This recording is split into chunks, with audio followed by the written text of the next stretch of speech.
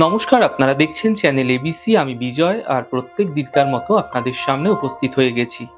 আজ আমি আপনাদের সঙ্গে এখন আলোচনা করব চন্দ্রের রত্ন মুক্তো সম্পর্কে।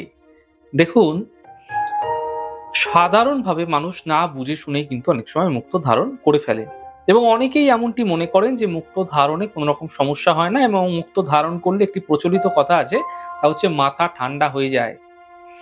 তাহলে মুক্তো কি কোনো সাধারণ রত্ন? বাস্তবে মুক্তো ধারণে কি কোনো কোনো সমস্যা হয় না, এমনটি কি সত্যি? তাই আজ আমরা জানার চেষ্টা করব চন্দ্রের রত্ন মুক্তোর সম্পর্কে, মুক্তের মাহাত্ম্য কি আছে, কাদের ক্ষেত্রে মুক্তো ধারণ করলে ফায়দা মিলবে।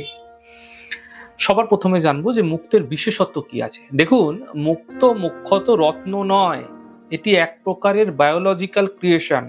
মুখ্যতভাবে মুক্তোকে চন্দ্রের রত্ন হিসাবে মনে করা হয়ে থাকে।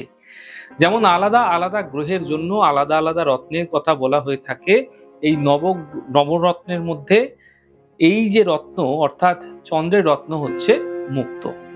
তাই মুক্তোর প্রয়োগ কখনো কখনো ঔষধের ক্ষেত্রেও প্রয়োগ করা হয়ে থাকে। যেমন ধরুন, আয়ুর্বেদিক ওষুধে কিন্তু মুক্তো ভস্য রূপে এর প্রয়োগ করা হয়। দেখুন, মুক্তো যে রত্নটি আছে না, এটি অত্যন্ত শান্ত, শীতল এবং সুন্দর রত্ন হয়ে থাকে।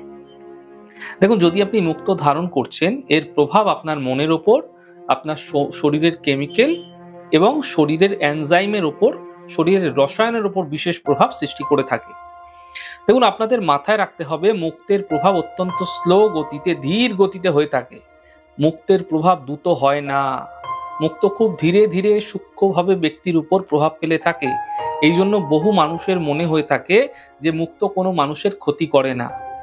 দেখুন, মুক্তো যখন কোনো মানুষের জীবনে খারাপ প্রভাব ফেলে থাকে, তখন ধীরে ধীরে কিন্তু সেই মানুষের জীবনে গভীরভাবে মুক্তো খারাপ প্রভাব ফেলতে শুরু করে দেয়, ভেতরে খোকলা করে দেয়।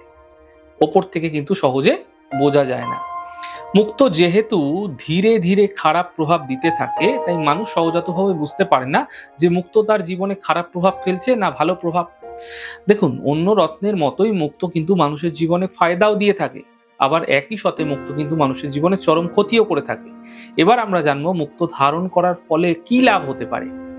দেখুন, যদি কেউ মুক্তো ধারণ করছে, আপনার ক্ষেত্রে মুক্তো শুট করছে, তো এমন ক্ষেত্রে আপনার মনকে শান্ত করে তোলা মুক্তের ক্ষেত্রে ফায়দাদার হতে পারে, এবং মানসিক অস্থিরতাকে ধীরে ধীরে দূর করে ফেলা যেতে পারে। তবে মুক্তো ধারণে নিদ্রা সম্বন্ধীয় সমস্যায় কিন্তু অনেক বেশি সমাধান মিলতে দেখা যায়, এবং মনের মধ্যে আমাদের যে ভীতিভাব থাকে, এবং ভীতিভাবগুলো কিন্তু ধীরে ধীরে দূর হতে দেখা যায়। তাই মহিলাদের ক্ষেত্রে মুখ্যত মুক্তো ধারণে তাদের হরমোন সম্বন্ধীয় যে সমস্যা, সেগুলো দূর হতে দেখা যায়, এবং গাইনো রিলেটেড সমস্যাগুলোও কিন্তু ঠিক হতে দেখা যায়। মুক্তো যদি আপনাদের ক্ষেত্রে শুট করছে, তাহলে কখনো কখনো এর মাধ্যম দিয়ে আর্থিক ক্ষেত্রেও ফায়দা মিলে থাকে, এবং আর্থিক ক্ষেত্রেও ধীরে ধীরে ভালো ফল লাভ হতে দেখা যায়। দেখুন, যদি আপনি কোনো বাছবিচার না করেই হঠাৎ করে মুক্তো পরিধান করে নিয়েছেন, মুক্তো আপনাকে ভীষণভাবে নেতিবাচক ফল দিচ্ছে, খারাপ ফল দিচ্ছে, কিন্তু কিভাবে বুঝবেন যে মুক্তো আপনাকে খারাপ ফল দিচ্ছে? দেখুন, মুক্তো যখন আপনার উপর খারাপ প্রভাব ফেলবে, তখন ধীরে ধীরে খুব গভীরভাবে কিন্তু আপনার উপর খারাপ প্রভাব সৃষ্টি করতে থাকবে। এই জন্য মুক্তো ধারণের পূর্বে অত্যন্ত সাবধানতার সঙ্গে আপনাদের মুক্তো ধারণ করা উচিত। কেননা মুক্তো মানসিক স্থিতিকে ধীরে ধীরে খারাপ করে দিতে পারে, মনকে ভেতর থেকে কিন্তু খোকলা করে দিতে পারে, ভেতর থেকে খারাপ করে দিতে পারে, ভেতরে একটা অস্থিরতার সৃষ্টি করতে পারে, মানসিক সমস্যার সৃষ্টি করতে পারে। তাই মুক্তো যখন আপনার উপর খারাপ প্রভাব ফেলবে না, যখন খারাপ প্রভাব সৃষ্টি করছে, তখন কিন্তু আপনার মধ্যে কনফিডেন্সের যে অভাব, সেটা কিন্তু দেখা যাবে। মানসিক উদ্বেগ, মানসিক অস্থিরতা বৃদ্ধি করে তুলতে পারে এই মুক্তো। অনেক সময় কি হয়, আপনাদের সন্তানের মাথা গরম আছে, মাথা ঠান্ডা রাখার জন্য আপনারা মুক্তো ধারণ করিয়ে দিলেন, এর ফলেও কিন্তু আপনাদের ক্ষেত্রে বড় সমস্যা আসতে পারে, আপনার সন্তানের ক্ষেত্রেও বড় সমস্যা আছে। দেখুন, মুক্তো হঠাৎ করে যদি ধারণ করছেন, শরীরে যে হরমোন আছে তাকেও কিন্তু ডিস্টারবেন্স করে তুলতে পারে, যদি আপনার ক্ষেত্রে মুক্তো শুট না করছে। তো এমনটি তখনই হতে পারে যখন আপনি বুঝে শুনে হঠাৎ করে মুক্তো ধারণ না বুঝে শুনে হঠাৎ করে মুক্তো ধারণ করে ফেলবেন, তখন এমনটি হয়ে থাকে। যদি বুঝে শুনে সাবধানতার সাথে কোনো বিশেষ পরামর্শদাতার পরামর্শ নিয়ে আপনারা মুক্তো ধারণ করছেন, এমন ক্ষেত্রে মুক্তো আপনাকে অনেক বেশি ফায়দা দিতে পারে। এখন আমরা আলোচনা করব কোন কোন মানুষদের ক্ষেত্রে মুক্তো ধারণ করা অত্যন্ত বিশেষ শুভ হয়ে থাকে। দেখুন, আপনার জন্ম কুণ্ডলীর যে লগ্ন আছে, যে তত্ত্ব আছে, সেই অনুযায়ী আপনাদের মুক্তো ধারণ করা শুভ হয়ে থাকে।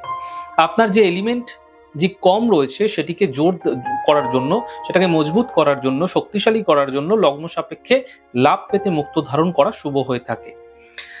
দেখুন, মেষ লগ্ন, কর্কট লগ্ন, বৃশ্চিক লগ্ন, মীন লগ্নের মানুষদের ক্ষেত্রে মুক্তো ধারণ সর্বদা বেশি শুভ বলে মনে করা হয়ে থাকে।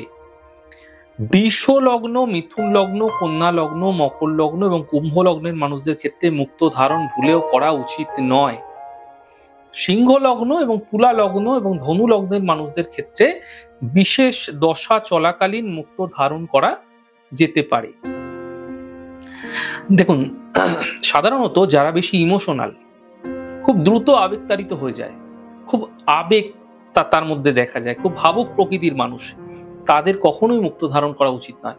দেখুন, মুক্তো ধারণের যে নিয়মটি রয়েছে, মুখ্যত রূপোর আংটিতে, ডান হাতের কনিষ্ঠ আঙ্গুলিতে, অথবা বেঙ্গলে বেশি হয় কি তর্জনী আঙ্গুলিতে ধারণ করে থাকে, কিন্তু আমি বলবো কনিষ্ঠ আঙ্গুলে কিন্তু মুক্তো বেশি সুফল দিয়ে থাকে। শুক্লপক্ষের সোমবারে অথবা পূর্ণিমা তিথিযুক্ত দিনে অথবা চন্দ্রের নক্ষত্র রোহিণী, হস্তা, শ্রবণা নক্ষত্রযুক্ত দিনে ধারণ করা যেতে পারে শুভ মুহূর্ত দেখে। যারা ভীষণ ইমোশনাল প্রকৃতির মানুষ, ভীষণ আবেগপ্রবণ মানুষ, ভাবুক মানুষ, তারা যদি মুক্তো ধারণ করছেন, এমন ক্ষেত্রে রূপোর বদলে আপনারা স্বর্ণ ধাতু কিন্তু মুক্তো ধারণ করতে পারেন, আপনাদের ক্ষেত্রে ফায়দা দেবে।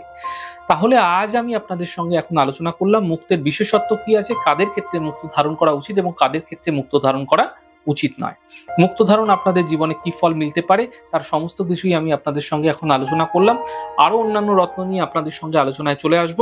তবে মাথায় রাখতে হবে, গোমেদ এবং মুক্তো একসাথে আপনারা ধারণ করবেন না, সমস্যা আপনাদের মানসিক ক্ষেত্রে অবশ্যই আসতে পারে। সতর্ক থাকবেন।